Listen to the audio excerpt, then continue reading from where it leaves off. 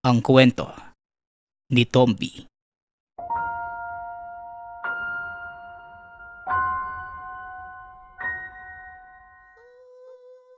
Ang kwentong ito ay hango sa totoong buhay. Mula ito sa isa nating tagapakinig na itago na lang natin sa pangalang Onoy. Walang eksaktong taon.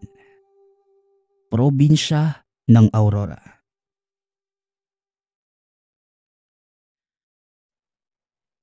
Si Onoy ay mula sa angkan ng magagaling na antingero. Kaya naman, hindi nakakapagtaka ang husay nito sa pangangalap ng anting-anting. Maging sa pakikipaglaban.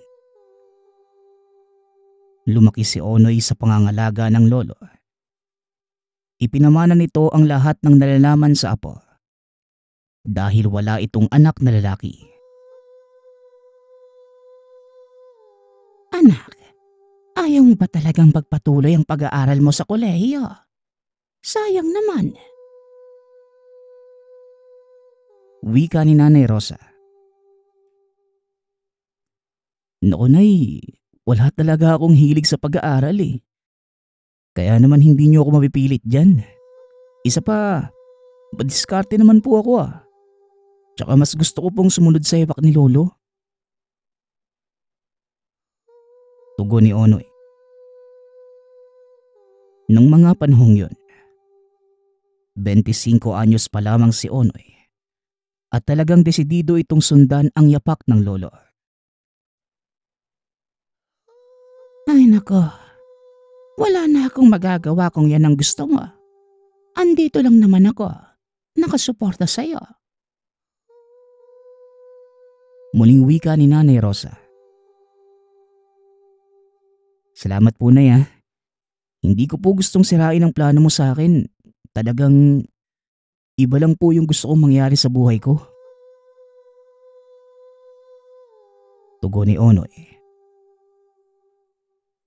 Wala nang nagawa pa si Nanay Rosa, kaya sinuportahan na lamang ang anak. Matapos ang ilang dekada, 30 anyos na si Onoy. Wala pa din itong asawa kaya naman kinukulit na ito ng ina. Anak, 60 anyos na ako, pero wala ka pa ding asawa at anak. Bago man lang ako pumanaw, nais ko man lang sanang mahawakan ng apo ko. Wika ni Nanay Rosa. Hindi naman po ako nagmamadali, Nay. Bata pa naman po ako ah. Mahaba pa ang oras ko para makapag-asawa. Tugon ni Onoy. Hindi naman sa minamadali kita, anak. Nagkakaedad na din kasi ako. Kaya naman gusto ko sana bago man lang ako mamatay, makilala ko man lang ang magiging asawa mo. At syempre, makarga ko man lang yung magiging apo ko. Muling wika ni Nanay Rosa. Hindi ko po yan may papangako na ya. Alam mo naman na wala akong oras pagdating sa pag-ibig eh. Mas mahalaga sa akin ang pagtulong sa kapwa. Dahil yun yung tungkulin ko. Tugon ni Onoy. Minsan anak, bigyan mo din ng oras ang sarili mo. Huwag puro ang ibang tao. Wika ni Nanay Rosa. Natahimik si Onoy sa sinabi ng ina. Kaya naman naisip nito na tama si Nanay Rosa. Naglaan ng oras para sa sarili si Onoy. Tsaka lamang nito napagtanto na tama ang ina. Tumatanda na ito at anumang oras, maaari na itong kunin ng ama sa itaas. Kaya naman, nakipagkilala sa mga kabaryo si Onoy. Hanggang sa nakilala si Janice. Balingkinitang dalaga, mabait at matulungin. Naging pasyente ni Onoy dahil nabati ito. Hindi ko alam kung bakit bigla na lang namaga ang kamay at paa ko. Wala naman akong ginagawa. Wika ni Janice. Kaagad namang tinawas ni Onoy ang dalaga. Mukhang nabati ka. Ganito iha, bukas din, bumalik ka dito sa bahay ko. Magdala ka ng puting manok at samahan mo ako sa bahay niyo para gumaling ka na. Tugon ni Onoy. Kaagad namang nagpasalamat ang dalaga at gaya ng bili ni Onoy. Pagbalik ni Janice ay may dala na ito. Kaagad na nagpunta ang dalawa sa bahay ni Janice at nakita ni Onoy ang punso malapit sa bintana ng dalaga. Naku, yang punso ba ang dahilan ng pamamaga ng kamay at pako? Tanong ni Janice. Yan nga, mukhang nabuhusan mo ng mainit na tubig ang punso ah. Kaya nagalit sa'yo ang nakatira dyan. Tugon ni Onoy. Kaagad nitong ginilitan ang manok at inalay sa punso. Nagdasal si Onoy at kaagad namang humingi ng tawad si Janice. Matapos magamot ang dalaga, nagpaalam na dito si Onoy. Maraming salamat sa oras mo ha. Eto, tanggapin mo bilang bayad sa panggagamot mo sa akin. Wika ni Janice, sabay abot ng kanyang bayad. Ngunit kagad namang tinanggihan ni Onoy ang binigay ng dalaga. Naku, pasensya na pero hindi ako tumatanggap ng bayad eh. Ayos na ako sa pasasalamat mo. Kaya itabi mo na lang yung pera mo. Tugon ni Onoy. Umalis ito ng tahanan ni Janice at simula ng araw na yon, napapadalas na ang pagpunta ng dalaga sa kamalig nila Onoy. Tumutulong ito sa pag-aasikaso sa mga nagpapagamot. Kaagad naman itong napansin ni Nanay Rosa. Anak, napansin kong napapadalas yung dalagang si Janice dito ah. Buhat ng nagamot mo. Wika ni Nanay Rosa. Nay naman, binibigyan mo ng mali siyang pagtulong ng tao eh. Talagang matulungin lang yan si Janice. Ang sabi pa nga niya, bilang pasasalamat tutulong siya dito sa kamalig sa pag-aasikaso ng mga tao. Tugon ni Onoy. Bakit hindi mo na lang asawahin? Maganda naman at mukhang mabait. Muling wika ng ina. Sa ngayon, hindi na muna nay. Kikilalanin ko muna si Janice. Tugon ni Onoy. Napangiti si Nanay Rosa sa sinabi ng anak. Kita naman niyang interesado sa dalaga ito. Kaya naman maging si Nanay Rosa ay kinilala rin si Janice. Sa paglipas ng panahon, unti-unti ngang nahulog sa isa't isa ang dalawa. At gaya ng pangarap ni Nanay Rosa sa anak, niligawan nga ni Onoy si Janice. Naging magkasintahan at kalaunay, kinasal ang dalawa.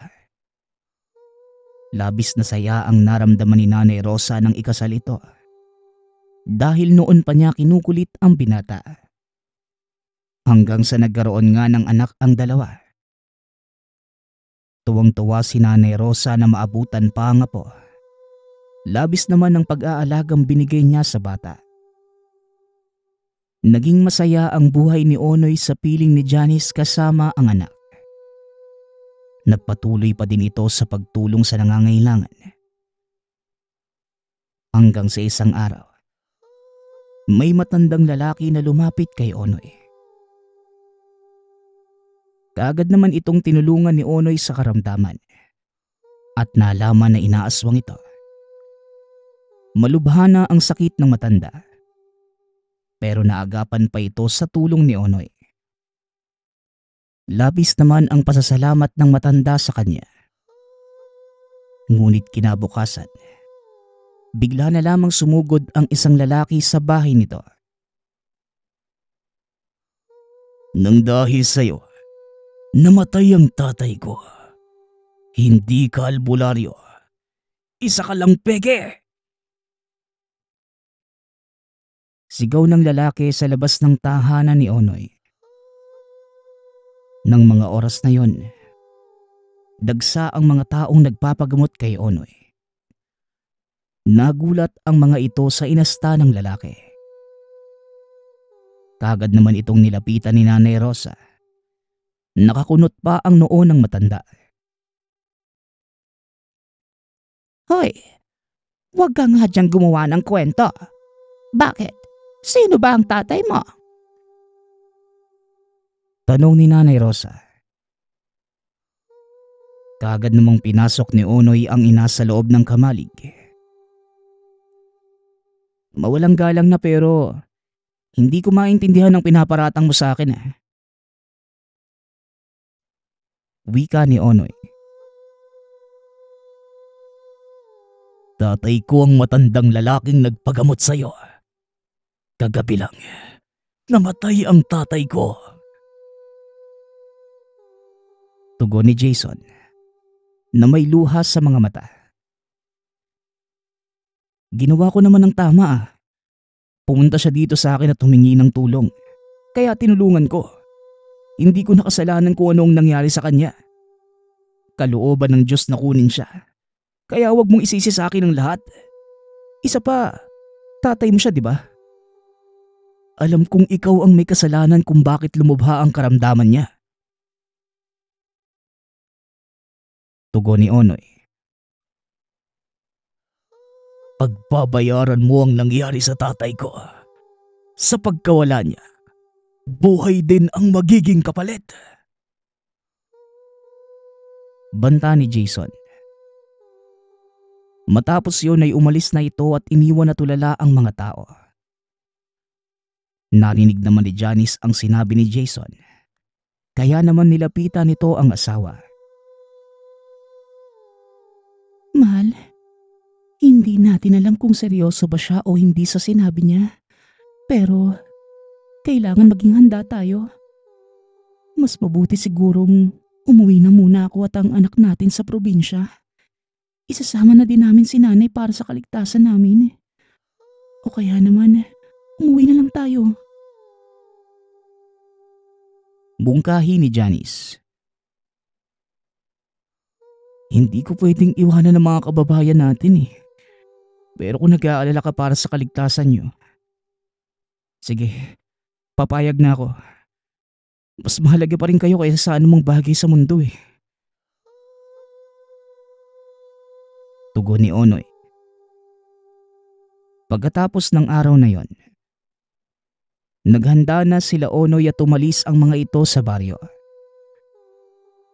Galit na galit si Jason nang marinig ang balita. Inalampa ng binata ang kinaroroonan nila Onoy at naghanda ng sumugod. Nang gabing sumugod si Jason sa tahanan nila Onoy, wala ito doon. Nagpunta sa karatig baryo upang maghanap buhay. Sila Nanay Rosa at Janice lamang ang naroon sa tahanan nang dumating si Jason.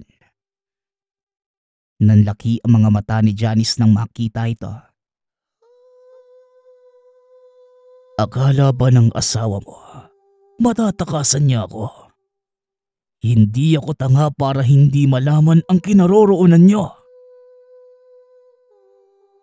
Wika ni Jason. Kagad namang kumuha ng itak si Nanay Rosa at kahit papano, may alam din ito sa orasyon. Nag-usal si Nanay Rosa at hinarap si Jason. Takbo, Janice. Iligtas mo ang apo ko. Sigaw ni Nanay Rosa habang pinipigilan ang aswang. Ayaw pa sana ni Janice na iwanan ang biyenan. Ngunit mas inuna niya ang kaligtasan ng anak. Kagad na humingi ng saklolo si Janice. Mabuti na lamang ay nakita sila ng kapitbahay. Kaya naman nagtulungan ang mga ito na mapalaya si Jason. Pero huli na ang lahat. Nang makita nila si Nanay Rosa ay patay na ito. Kinabukasan, pagka-uwi ni Onoy, nanlaki ang mga mata nito nang makita na may pinaglalamayan sa harap ng tahanan. Gulat na gulat si Onoy nang makita kung sino ang nasa kabaong. Napaluha ito at kagad niyakap ng asawa. Pasensya na, mahal. Hindi ko nagawang protektahan si nanay. Sinakripisyo niya ang sarili niya para sa amin ng anak mo. Wika ni Janice. Namamagana ang mga mata nito kakaiyak. Sino ang may gawa nito? Ano bang nangyari? Bakit tumantong sa ganito? Tanong ni Onoy. Gulong-gulo ang isipan niya na mga sandaling yon. Sinisisi pa ang sarili. Dahil wala siya nang mangyari ang trahedya sa pamilya. Si Jason. Sumugod siya dito sa bahay. Galit na galit at para makaligtas kami. Kinalaban siya ni Nanay Rosa. Patawad at wala akong nagawa. Tugon ni Janice. Huwag mo nang sisihin ang sarili mo. Wala kang kasalanan. Kamusta si Jeff?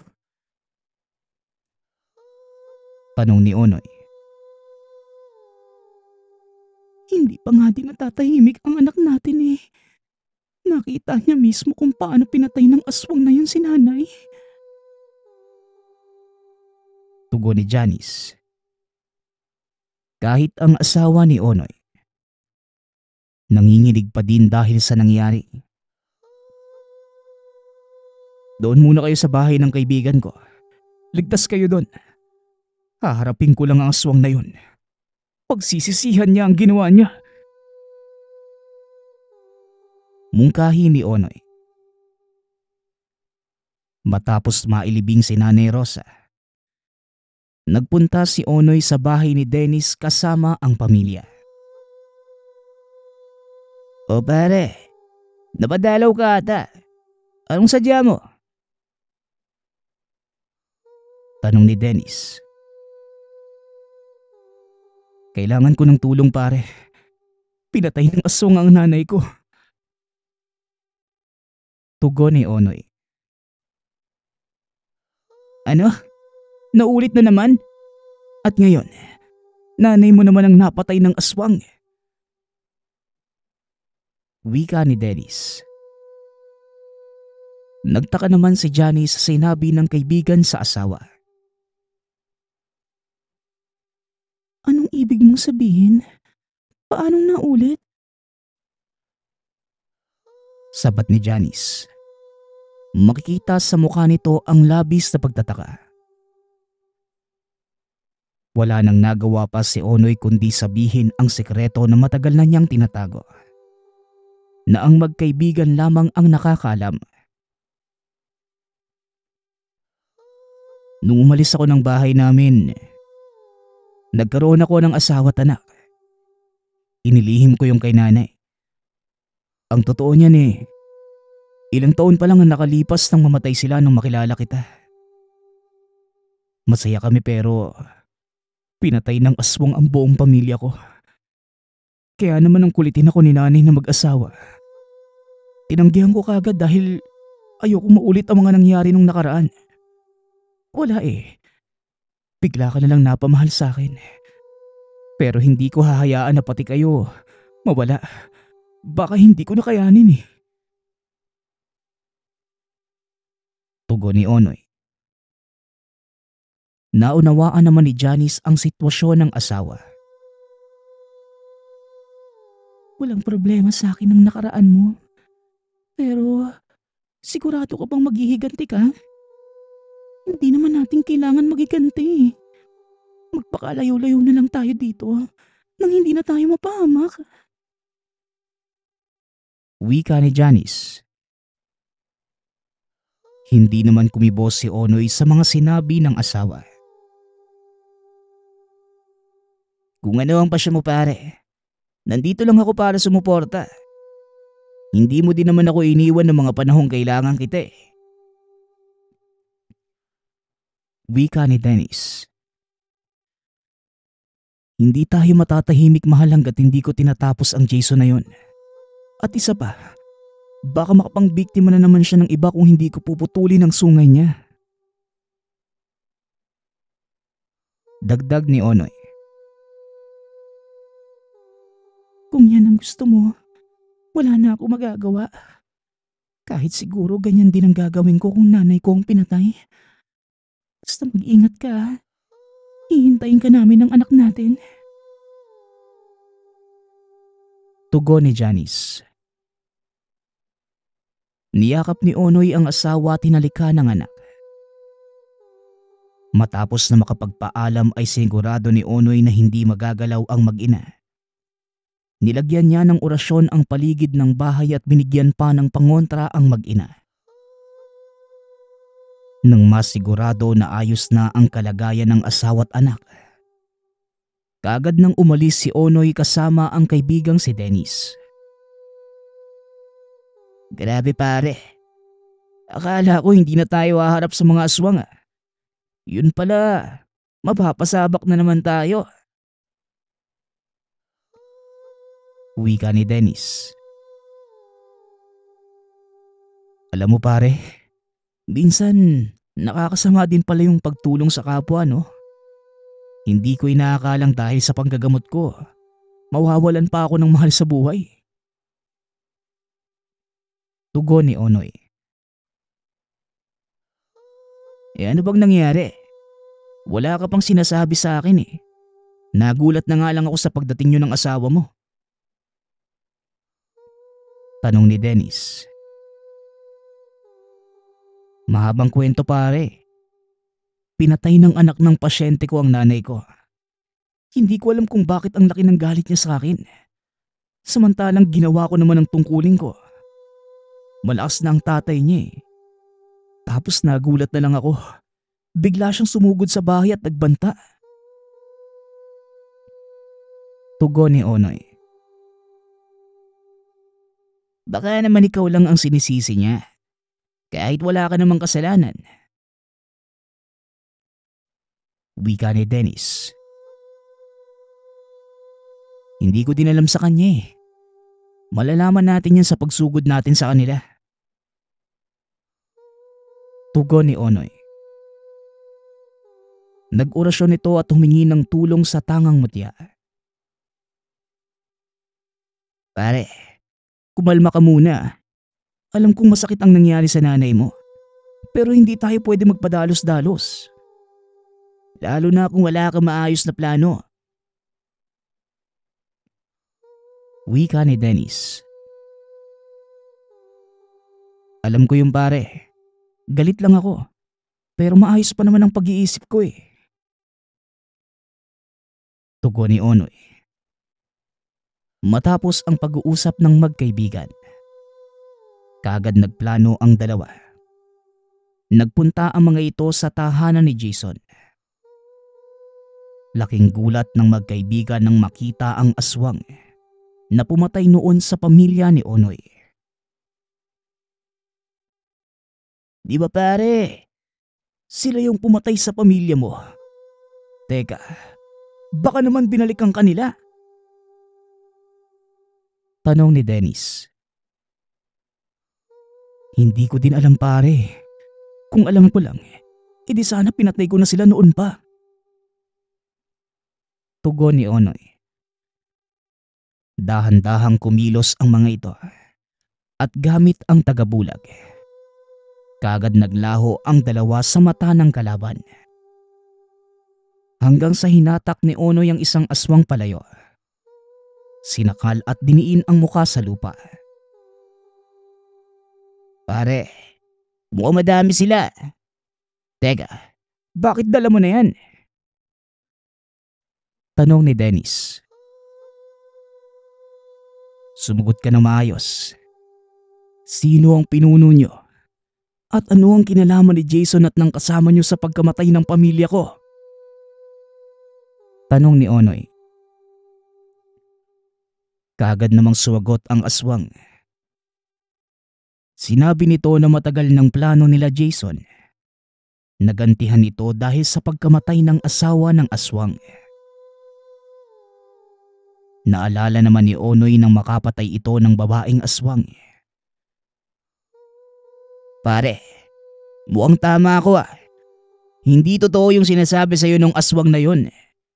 Bumalik sila para gantihan ka. Ano nang balak mo ngayon? Tanong ni Dennis. Ako, ang ubusin ang lahi nila. Hanggang sa sila na mismo ang magmakaawa na patayin ko sila. Uunahin ko na ang isang to. Tugon ni Onoy. Walang awang nilaslas ni Onoy ang leeg ng bihag na aswang. Grabe ka naman pare. Wala kang pakundangan. Nakakadiri yung ginawa mo eh. Wika ni Dennis. Hinding-hindi na ako maaawa sa mga kagaya nila. Hindi na ako magbibigay ng ikalawang pagkakataon sa mga aswang na yan. Handa ka na ba pare? Mapapalaban ulit tayo. Tanong ni Onoy. Oo naman, ako pa ba? Palagi naman akong handa eh. Kahit anong oras pa yan. Tugon ni Dennis. Matapos ang pag-uusap ng dalawa, sumugod na ang mga ito sa kuta ng aswang. Nang makarating sa lugar, kaagad nakipagpalitan ng pag-atake ang dalawa. Ang lakas ng loob mong magpakita sa akin. Alam mo bang nanggigigil ako sa pagmumukha mo? Nang dahil sa'yo, namatay ang tatay ko na galit sa akin. At isa pa, pinatay mo din ang asawa ko. Wika ni Jason.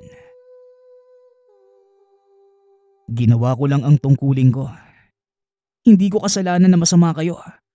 At hindi ko nakargo kung bakit namatay ang tatay mo na galit sa'yo.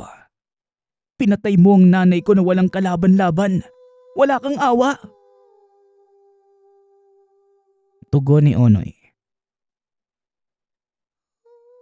Bakit? Nung nagmakaawa ba sa'yo ang asawa ko? Pinagbigyan mo ba? Di ba hindi? Sigaw ni Jason. Pinagbigyan ko siya Jason. Pero muntik na niyang mapatay ang kaibigan ko. Kaya naman tinuluyan ko na.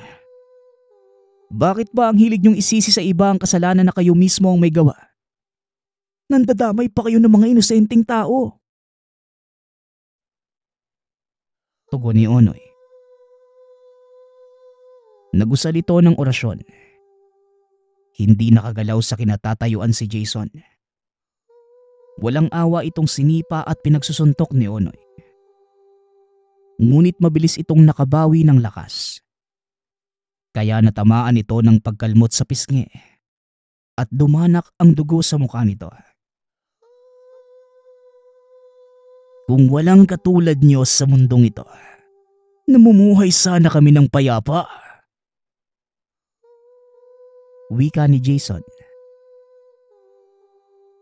Payapa? Samantalang namemerwisyo ng mga ordinaryong tao? Kung gusto niyong mamuhay ng payapa, hindi kayo mambibiktima ng kahit sino. Kalokohan niyang lahat ng sinasabi mo. Huwag mo nang baliktarin pa ang mga nangyayari.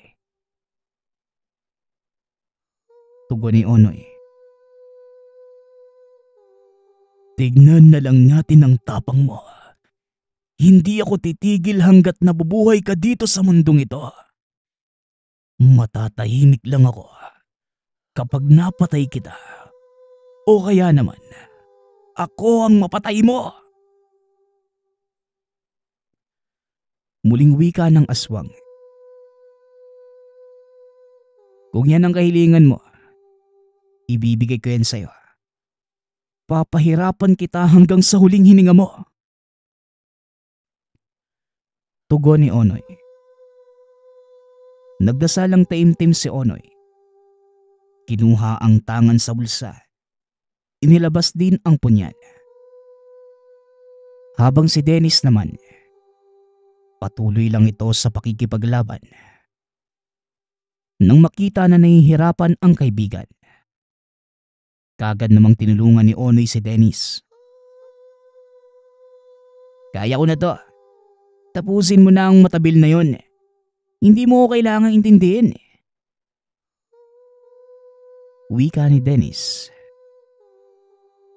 Muling nagharap si Onoy at Jason hanggang sa napatumba si Onoy.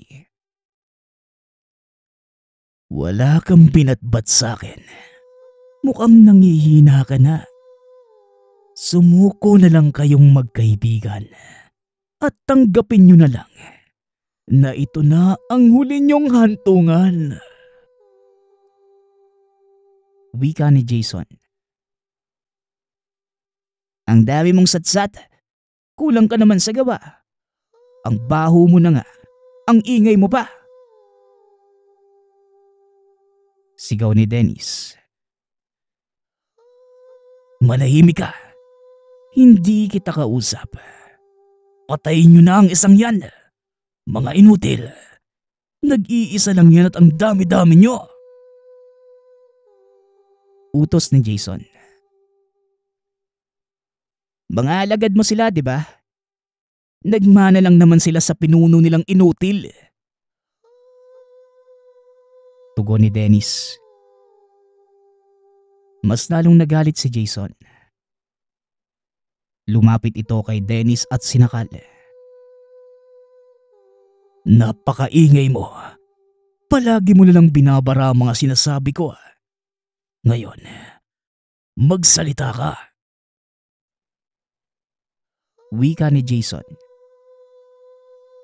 Inangat nito si Dennis sa lupa. Dito na nakahanap ng tiyempo si Onoy. Kagad niyang sinaksak si Jason sa likuran at nabitawan si Dennis. Ikaw ang dapat mamatay dahil ikaw ang salot dito. Masyado ka ng madaming dinadamay. Kaya panahon na para pagpahingahin ka. Wika ni Onoy. Mas lalo pa nitong binaon ang punyal. Napasuka ng dugo si Jason.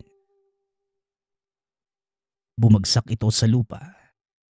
Kaya naman nilabanan ni Onoy ang ilang mga aswang. Napansin naman ni Dennis na tumayo si Jason. Akmang sasaksakin ito si Onoy. Pero kagad nitong niyakap ang kaibigan.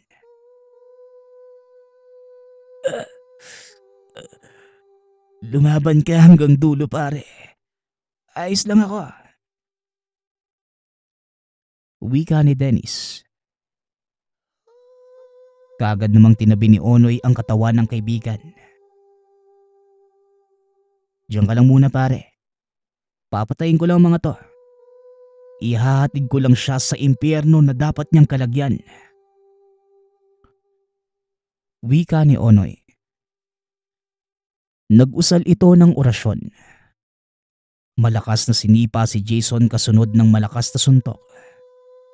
Muli niyang sinaksak ang kalaban. Hindi pa nakontento si Onoy. Pinugot pa nito ang ulo ni Jason at iniangat. Matapos mapatay ang pinuno, kaagad sinunod ni Onoy ang iba pang mga kalaban. Nang mapatay ang lahat ng ito, kaagad siyang umupo sa tabi ng kaibigan. Matapos makapagpahinga, pinuhat na nito si Dennis pauwi ng tahanan. Ilang araw pa ang lumipas bago nagising si Dennis. Pare, nasan ako? Nasa langit na ba ako? Teka, hindi pa nga ako nakakapag-asawa eh. Patay ka na din ba, pare? Tanong ni Dennis. Pare, andito ko sa bahay mo. Huwag kang mag-alala. Masamang damo ka eh. Kaya hindi ka kaagad mamamatay. Nagamot ko na din ang sugat mo kaya magpahinga ka na muna dyan. Wika ni Onoy. Nako, akala ko patay na ako eh. Buti na lang hindi pa. Hindi pa nga ako nakakapag-asawa eh. Mamamatay ka agad. Teka, nasa na mga kalaban? Naubos mo? Tanong ni Dennis. Wala na. Naubos ko na. Bigla mo na lang akong tinulugan eh. Tugon ni Onoy. Kaagad namang nagpasalamat si Dennis sa ginawa ng kaibigan. Wala yon. Ang mahalaga ngayon, maayos ka na at malayo ka na sa kapamakan. Bakit ba kasi sinalag mo yung saksak? Alam mo namang hindi ako tatabla nun. Biro ni Onoy. Napakamot sa ulo si Dennis. Doon lamang niya naalala ang bagay na yon. Nataranda na ako pare. Alam mo naman, kabado ko. Natural na yun talaga ang gagawin ko. May isip ko ba yun nasa gitna tayo ng laban? Wika ni Dennis. Sa bagay, pero salamat pare ah. Noon hanggang ngayon, maaasahan ka talaga. Tugon ni Onoy. Wala yun. Ganyan naman talaga magkaibigan, di ba? Nagdadamayan sa hirap at ginawa. Wika ni Dennis. Matapos ang pakikipaglaban ng magkaibigan sa mga aswang, marami pang laban na hinarap si Onoy ng mag-isa. Ngunit nang magkaedad na ito, tinalikuran na niya ang tungkulin. Namuhay ito ng payapa sa Maynila kasama ang pamilya. Samantalang si Dennis naman, sa wakas nagkaroon na din ng asawa at 2 anak. Gaya ni Onoy, namuhay ito ng masaya kapiling. Ang mahal sa buhay.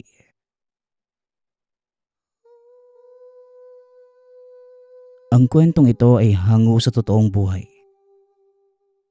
Mula ito sa isa nating tagapakinig na itago na lang natin sa pangalang Tonyo. Taong 1993. Probinsya ng Cavite.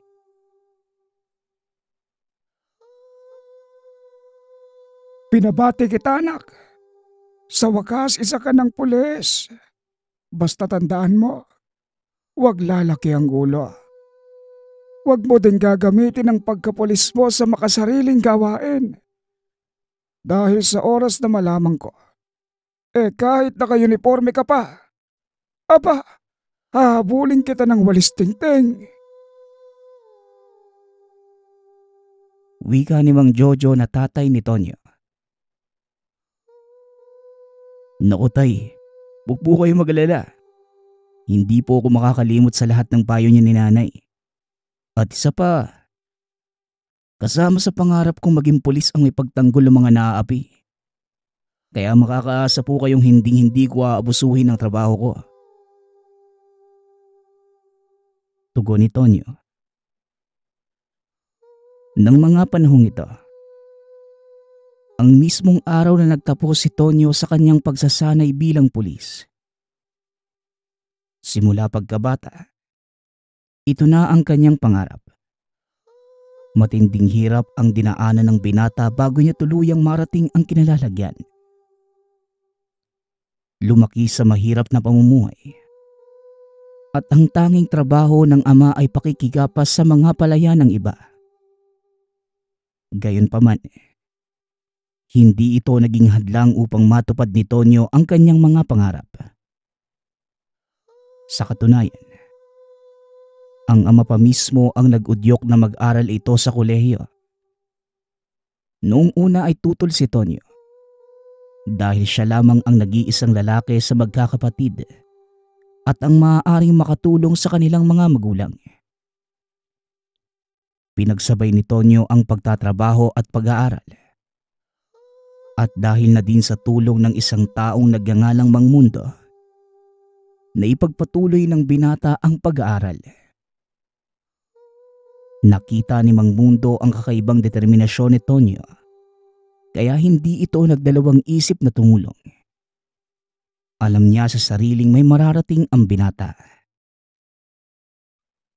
Ilang buwan pagkatapos maitalaga sa isang estasyon, binatunayan ng binata ang husay.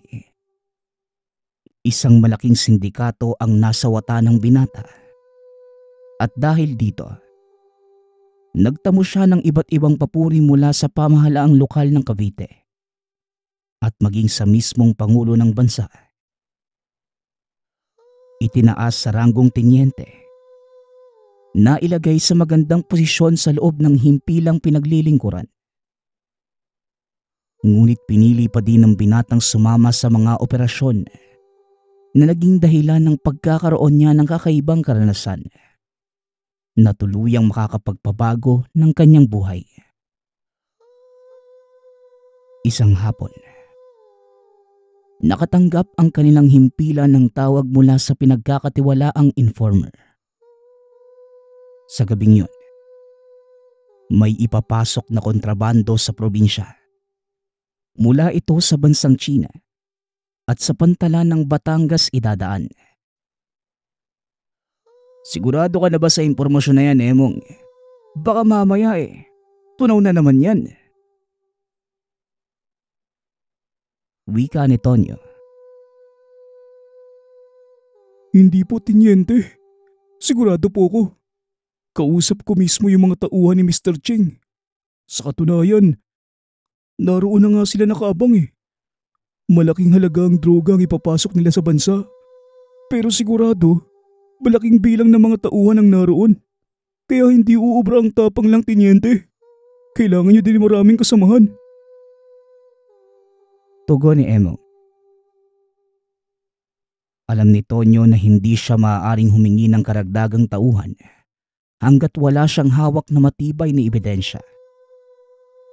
Kaya nung araw na yon, pinili niya ang ilan sa mga pinagkakatiwalaang mga tauhan upang isama sa operasyon. Pagmamasid lang sana ang gagawin ng grupo, ngunit nang makarating sila sa lugar, wala silang kaalam-alam na natulugan na pala sila ng mga sindikato. Papasok pa lamang sa pantalan, kaagad na silang hinarang ng mga armadong kalalakihan. Sabay pinaulanan ng bala. Patay ang 5 kasama ni Tonyo. Samantalang sugatan naman ang binata. Maswerte itong nakatalon sa kabilang bahagi ng sasakyan, kaya hindi ito gaanong napuruan. Ngunit sa kasamaang palad, malubha ang naging tama niya sa tagiliran. Panay ang pagbulwak ng dugo mula sa sugat. Marahang gumapang ang binata papunta sa mga drum na nakatambak sa tabi ng daan upang magtago. Ngunit hindi alam ni Tonyo na sa pinagtatago ang drum, may isang matandang nakahiga at laking gulat ng binata dahil bigla siya nitong kinalabit. O ikaw, teritoryo ko to. Maghanap ka ng ibang lugar na matutulugan mo. Wika ng matanda. Hindi naman nagsalita si Tonyo at sa halip ay sumenyas itong wag mag-ingay. Sabay turo sa kalsada. Sumilip naman ang matanda at dito niya nakita ang mga katawan ng kasamahan ng binata. Wala na din ang mga kalalakihang nanambang sa kanila. Huwag kang mag-alala dahil wala naman na sila. Kayo pala ang pinagmula ng putukang yon. Ikinalulungkot ko ang nangyari sa iyong mga kasamahan. Pero dapat kang magpasalamat dahil nabuhay ka pa. Muling wika ng matanda. Kaya nga po Manong pero parang hindi na din ako magtatagal. May sugat po ako sa tagiliran eh. Maaari niyo po ba akong dalhin sa ospital? Tanong ni Tonyo. Tinignan ng matanda ang sugat. Tinusok pa nito ang daliri sa butas na dinadaanan ng bala. Napahiyaw sa sakit si Tonyo at kagad nawala ng malay. Pagkagising ng binata, nasa loob na siya ng isang kubo. Akmang babangon na sana si Tonyo, ngunit naramdaman niya ang biglang pagkirot ng tagiliran. Huwag ka na munang malikot. Kakatahi ko lamang ng mga sugat mo. Mamaya bumuka ulit yan. Magpahinga ka na muna. Ako nga pala si Mauricio at nandito ka sa tahanan ko. Huwag kang mag-alala. Walang nakakita nung dalhin kita dito. Napansin ko ang suot mong damit. Pulis ka pala, Teniente Tonyo. Wika ng matanda. Salamat po Mang Mauricio. Opo, pulis po ko. Balak sana naming sawatayin yung mga sindikatong nagbababa ng droga sa pantalan. Kaso naunahan kami. Tugon ni Tonyo. Matapos ang pag-uusap ay muling tinignan ni Mang Mauricio ang sugat nito. Laking pagtataka ni Tonyo kung paano siya ginamot ng matanda. Itatanong pa sana niya ito. Ngunit si Mang Mauricio na mismo ang nagpaliwanag. Alam kong nagtataka ka kung paano kong ginamot ang sugat mo. Pero mas makakabuti para sa iyo ang magpahinga. Saka na tayo mag-usap tungkol dyan. Dahil mahabang paliwanagan ito at alam kong mahihirapan kang unawain. Muling wika ni Mang Mauricio. Nakatulog si Tonyo. Kinagabihan ay nagising ang binata. Nakaramdam ito ng matinding sakit. Nang imulat ang mga mata, nakita ng binata si Mang Mauricio na may ginagawa sa sugat.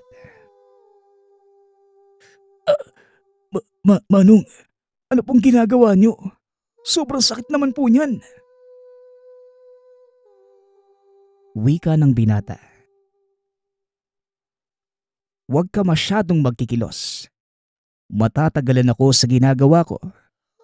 Kung gusto mong gumaling ang mga sugat mo, tiisin mo muna ang sakit. Kailangan kumapit ang balat ng ahas sa katawan mo. Tugon ni Mang Mauricio. Nagtataka ang binata sa sinabi nito.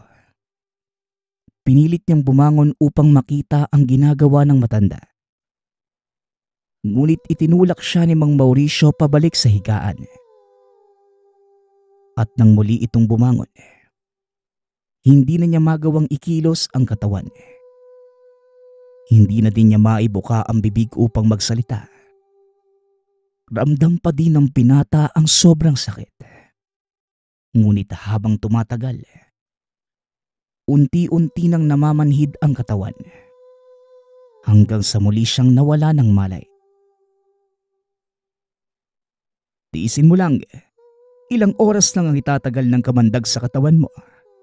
Kailangang malinis ang sugat na to. Dahil kung hindi, mamamatay ka sa impeksyon. Ito ang huling katagang narinig ni Tonyo bago siya tuluyang nawala ng malay. Nang magising ang binata, dali-dali siyang bumangon at kinapa ang tagiliran. Bigla nitong naalala ang ginawa ng matanda. Tumayo si Tonyo at lumabas ng kwarto. Ngunit wala namang tao sa paligid. Inikot pa nito ang tingin sa paligid ng tahanan. Nakita ang malalaking sisidlan. Nilapitan niya ang mga ito at aksidenteng natabig ang isa sa mga lagayan. Laking gulat ng binata nang biglang tumayo ang isang kobra. Napatras ang binata sa sobrang takot.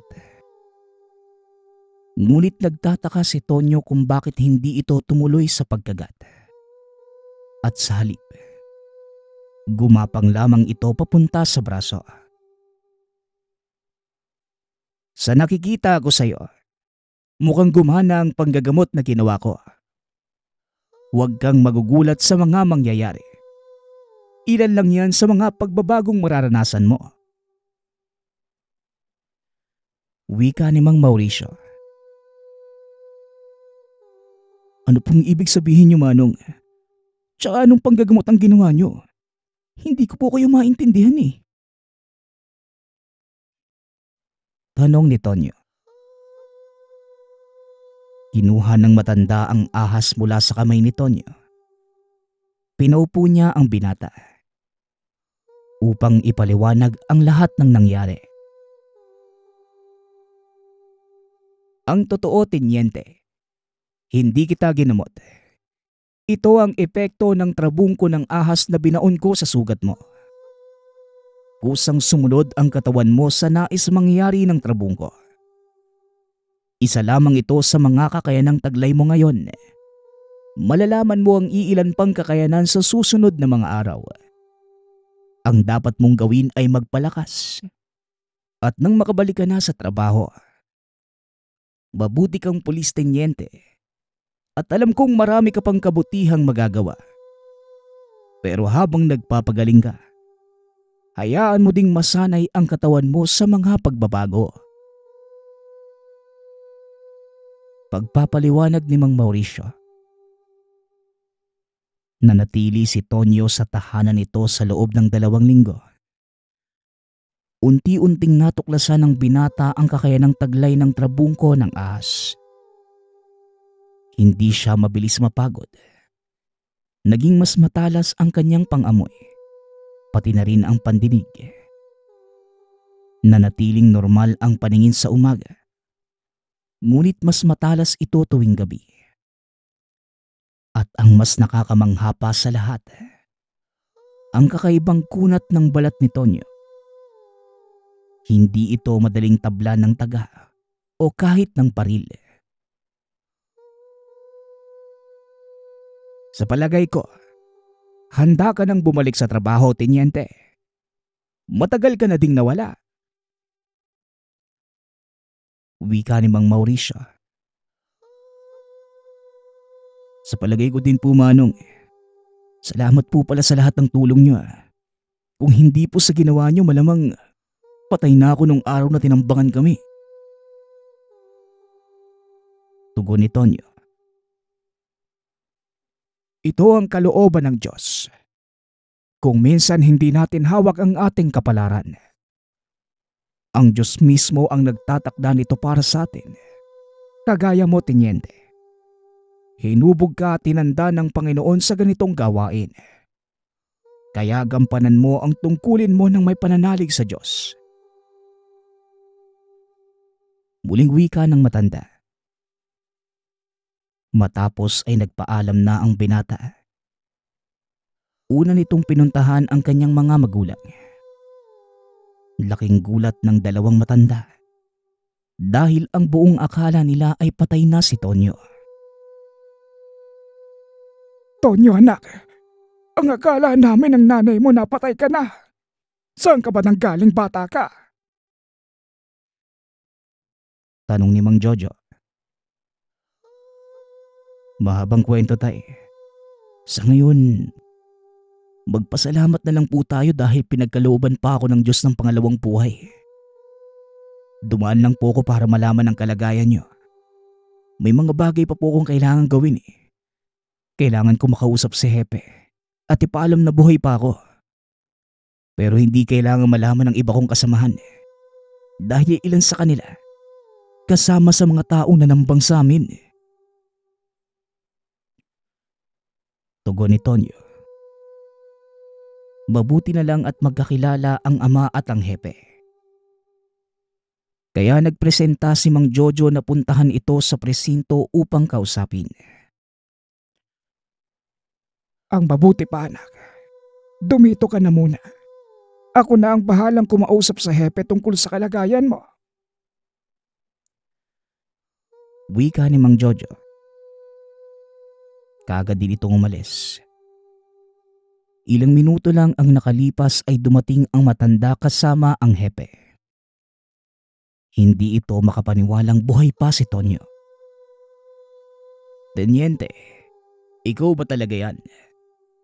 Paano kang nakaligtas? Ang alam ko, kumpleto kayo ng mga kasama mong dinala sa morgue. Kaya ang alam ng lahat, namatay ka kasama ng mga tauhan mo. Tanong ng hepe. Bigla namang nagtaka si Tonyo sa sinabi nito. Ha? Hindi po hepe. Nakatakas ako at hindi napuruhan. Tapos, isang matanda ang nagligtas sa akin. Inalagaan niya nga ako hanggang sa gumaling tong suga. Hindi na ituloy ng binata ang sasabihin. Dahil nang iangat niya ang damit upang ipakita sana sa hepe ang pilat sa tagiliran. Wala na ito. At sa halip ay nakita ng binata ang malaahas na balat na nakabalot sa mismong katawan. Kung ganon, kaninong katawan ang pinaglamayan at nilibing ng mga magulang mo? Tsaka hindi. Kahit ako nakita ko na ikaw yun, Tonyo, hindi ako maaaring magkamali. Muling wika ng hepe. Habang nag-uusap ang dalawa, bigla namang napalingon si Mang Jojo sa pinto dahil may kung sinong kumatok. Magandang araw po. Dito po ba ang bahay ni Tonyong Sawa? Nakalimutan po kasi niya yung baril at uniforme doon sa bahay. Wika ni Mang Mauricio. Nanlaki ang mga mata ni Tonyo nang makita ang matanda. Dali-dali niya itong pinapasok at pinakilala sa mga kasama sa loob ng tahanan. Nay, tay, hepe, siya nga po pala si Mang Mauricio, yung matandang tumulong sa akin. Siya po yung gumamot at nag-aruga sa akin matapos kaming tambangan ng mga sindikato. Pagpapakilala ng binata. Malaki ang utang na loob namin sa inyo, Mang Mauricio. Sabihin po ninyo kung paano kami makakabawi. Pagpapasalamat ni Mang Jojo. Ayos na sa akin ang isang baso ng tubig. Medyo nauhaw ako sa pagbaba sa bundok eh. Tugon ng matanda. Dali-daling kumuha ng isang basong tubig ang ina ni Tonyo at inabot ito kay Mang Mauricio. Salamat po, Manong. Sakto po ang dating nyo eh. May mga katanungan po kasi akong hindi ko masagot. Paano po nangyari nakita ni na Hepe na patay na ako? Tanong ni Tonyo. Ipinaliwanag naman ng matanda ang mga pangyayari. Ayon dito, nang mga panahong ibinaon niya ang trabungko sa katawan ng binata, nagkaroon ito ng kakayanang maghunos ng balat. At ang pinagbalatang yon ang nakita ng mga pulis. Naalala ng binata ang pagtusok ni Mang Mauricio sa tagiliran nung magtago siya sa likod ng mga drum. Ayon din sa matanda, yon ang pagkakataong nagawa niyang ilagay ang trabungko sa katawan ni Tonyo upang maligtas ang buhay nito. Alam kong mahirap paniwalaan ang mga sinabi ko. Pero hayaan niyo, nakatayo sa harapan niyo ang patunay. Isang taong pinagkalooban ng bertud ng sawa. Wika ng matanda. Parang sasabog ang utak ko sa mga narinig ko ngayon. Pero tenyente, ano ngayon ang binabalak mo? Alam mong malaking gulo kapag nalaman ng lahat na buhay ka pa. Lalo na yung sindikatong nakabangga mo. Natigil ang operasyon nila dahil sa nangyari. Kaya siguradong pag nalaman nilang buhay ka pa, hindi ka nila titigilan. Tanong ng hepe. Isa lang po ang alam kong solusyon, hepe. Dadalhin ko sa kanila ang laban. Maaari po bang wag mo munang ipagbigay alam sa iba ang nangyari sa akin? Pag naisagawa ko na ang bala ko, dun lamang po ko babalik sa serbisyo. Tugon ni Tonyo. Makakaasa ka. Pero mag-iingat ka dahil hindi lang ikaw ang maaaring mapahamak kung sakali. Pati ang pamilya mo, maaaring madamay. Wika ng hepe. Huwag po kayo mag-alala, hepe. Sisiguraduhin ko muna ang kaligtasan nila bago ako kumilos. Nay, tay, lumuwas po muna kayo ng Maynila. Doon sa mga tiyahin ko. Ligtas po kayo doon. Hayaan niyong tapusin ko ang mga dapat kong gawin dito. Wika ni Tonyo. Pumayag naman ang mga magulang ng binata na lumuwas sa syudad. Hinatid sila ng hepe papuntang terminal ng bus para masigurado ang kanilang kaligtasan. Ibinigay din ito ang mga nakalap na impormasyon tungkol sa kinaroroonan ng mga sindikatong balak siyang itumba. Kaagad na bumuo ng plano ang binata. At sa pagkakataong yon, mag-isa lamang itong kikilos. Hindi ko alam kung paano mo gagawin ang balak mo, pero mag-iingat ka. Pasensya na kung hindi ako makakatulong sa iyo. Alam mo naman kung ano ang dahilan. Wika ng hepe. Huwag po kayo mag-alala, hepe. Nauunawaan ko. Ako ang kailangan nila. Kaya hayaan mo akong gumawa ng paraan. Tugon ng binata. Bit-bit ang baril. Pumunta ito sa lokasyong pinagtataguan ng mga sindikato.